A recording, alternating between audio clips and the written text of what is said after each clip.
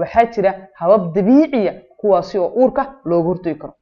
waxaa kaloo jira siyaabo uurka looga hortago kuwaasi oo loo yaqaano permanent, kasoo laabasho ma lahan. haddii la sameeyo meel looga soo laabto ma jirto.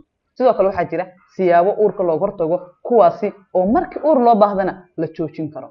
haddaba aan ku bilaabo siyaabaha uurka looga hortagi karo. uurka waxaa looga hortagaa iyagoo la isticmaalayo oral contraceptive pills, kiniiniyaasha uurka looga hortago. waxa kale oo la isticmaalaa injections ama cirbad iyadoo qofka la durayo.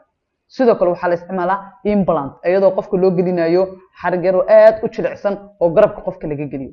haddaba waxyaabahaas kala duwan waxaa ku jira hormono kuwaasi oo ka hortagaya in la soo saaro ugxanta. habka afraad ee uurka looga hortagi karana wuxuu yahay condom. condomku wuxuu leeyahay noocyo kala duwan. waxaa jira male condom iyo female condom. condomku waa barrier ama difaac totally ka hortagayo inay